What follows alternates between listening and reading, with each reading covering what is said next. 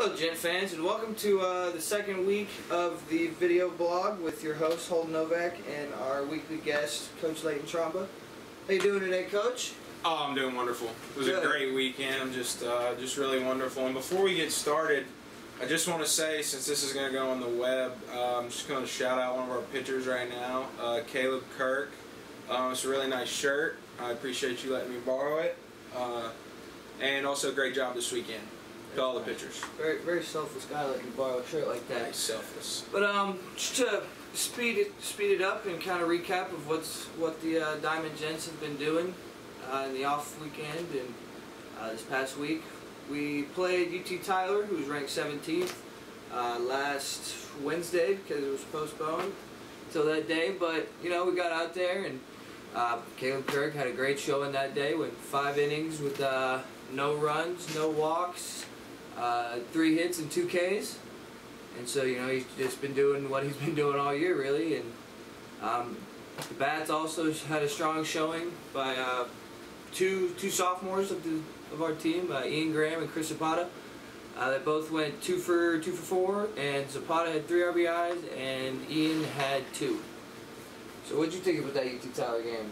It was a great game. I mean, obviously, we knew that they were going to be coming here with the anticipation of trying to get us back from when we had gone to down to the tournament they had hosted earlier this season and taken a game from them in pretty easy fashion as well. And so it was big for us, and it was even bigger because we were coming off a loss against Shriner, and so we were really looking to really focus down against a ranked team because that was going to be our only game for the next week and a half. So it was a great job in every facet of the game. Pitching is where it starts, pitching and defense, and Kirky gave us what we needed.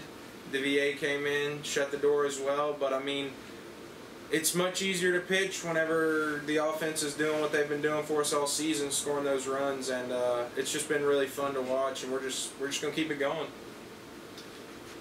Yeah, after that game, you know, the Gents thought they'd be playing their next game on Friday, March 11th. But, you know, Mother Nature had a different plan for that. The Louisiana skies were filled with precipitation, and they were coming down pretty good for a couple days, actually really all week last week. And finally got to play Saturday and Sunday.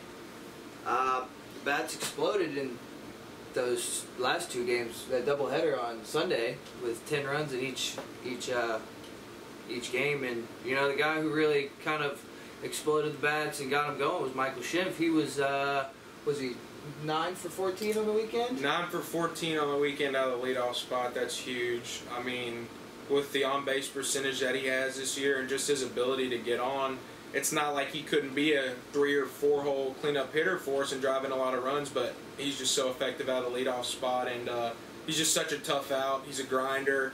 Doesn't matter whether the count's 0-2, 2-0, it doesn't matter. His approach stays the same, and he's a big part of our team, and he's the guy that gets it all going for the boys in the middle to drive them in.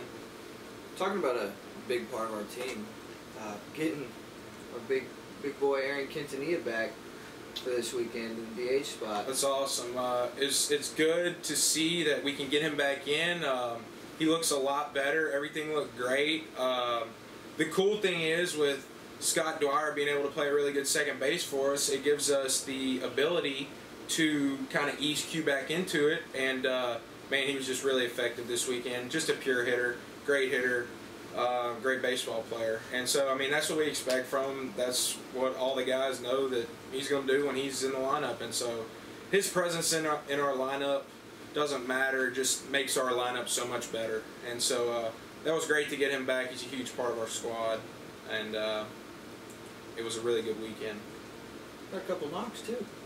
Yeah, he had like 4 knocks. I mean, it seemed like he was just on this weekend, you know, keeping the ball through the middle of the field, swinging at strikes, staying disciplined, and then when he gets on base, creating a little chaos on the base pass. Definitely. Really quick speedster.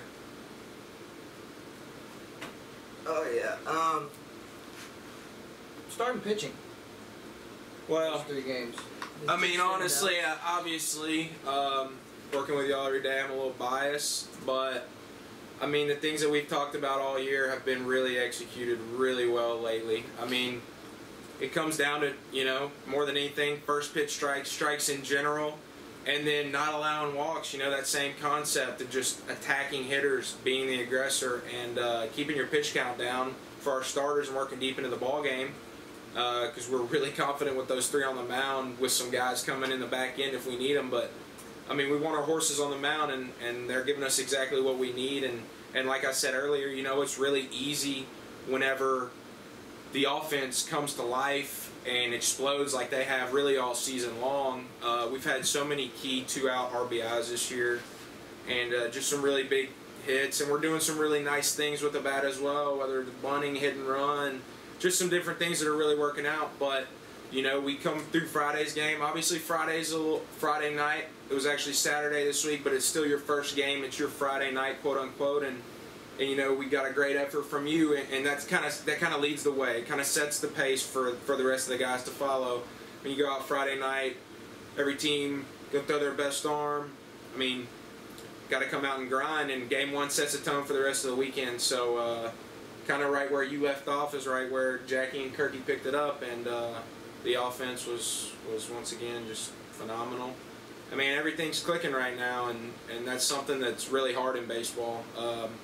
No matter the competition, doesn't matter who you're playing, it's something really hard to execute in every facet of the game, and lately we've been doing that. But we're not satisfied, not even close to it, and we're just going to keep getting better. We know we're only halfway through the season. We just started our second part of the season last weekend with conference play, and we're just looking forward to getting better and getting back out and together. And it's a great feel with everybody.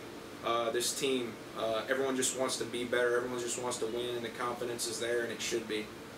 Yeah, I mean, pitching has been strong all year, and after I went out, Jackie went out that second game, threw 7 innings, 5 hits. Did what he does. No runs, no walks, 4 Ks, and then guy who we've been talking about a lot on this show, Caleb Kirk, same thing, 8 innings, 5 hits. 1 walk, no earned runs, and 5 Ks. So, limiting the walks and free bases that you give up, that's always going to help. And just the amount of 0-0 ground balls he got was incredible. It really is. And like I said, it's like we talk about, but, I think we had calculated up. I mean, he had 5 outs in his first 12 pitches, Kirky did in the last game. And for Jackie, that's exactly the kind of pitcher he is as well. He pitches to contact, man, throws a really nice sinker, gets a lot of ground balls, and I think that's where our pitching staff has become so much more successful. It's not only is the confidence there and the will to want to do it, but everyone understanding and buying in and just throwing strikes, man, filling it up and not being afraid to get hit. That's when you become a great pitcher, is when you're not afraid of contact. And when you need to go get some more in the 7th, 8th inning, you've got it. And I think the game plan's been executed to a T. I mean, couldn't ask for anything more. Really couldn't. I mean, 34 straight scoreless innings for us. 2 walks this weekend in 25 innings. And then, going to give the offense some more love here for that last game on Sunday, because they ended up getting Kirky that CG, his 2nd of the year. And that was big. That was big because he wasn't going to go out for the 9th, but the offense really rallied and picked us up and was able to score 4 in the 8th to go ahead and complete the 10-0 8-inning victory for the 2nd straight game. That's just really good to see. It's like, no matter whether the score's 10-0, 1-0, whatever it may be, our pitchers and our hitters are focused as if it's a 1-run tie ball game the whole time, and that's critical. It's critical to success, and it's just, you have to play the game the way it's supposed to be played, and when you respect the game, it'll respect you back, and we're just going to keep heading in the right direction. Keep grinding, keep pounding. Sure, that's right. Preview on the next upcoming series. Boys go down to Kerrville to play the Shriner Mountaineers. Played them before, beat them in a series, but kind of left a bad taste in our mouths, so we're going down there to... Yeah, I mean... It was a bad taste, because I mean, no one wants to lose their Sunday game. No one wants to lose Game 3 because that's the last game of a series, and we'd done so well to take the first 2. And Game 3, some things just couldn't eliminate the big inning, and things kind of went awry. But no, we're looking forward to it. It was a good start to the conference, but we're ready to go. We need to get down to Kerrville and take care of business and, you know, go ahead and do what we know we can do to go ahead and get back at that loss that kind of left a real bad taste in our mouth. So we're looking forward to that opportunity. Can't wait to lace them up again this weekend. Well, that's all the time we got today, Gents fans. Hope you all have a great rest of your week, and always remember, go Gents.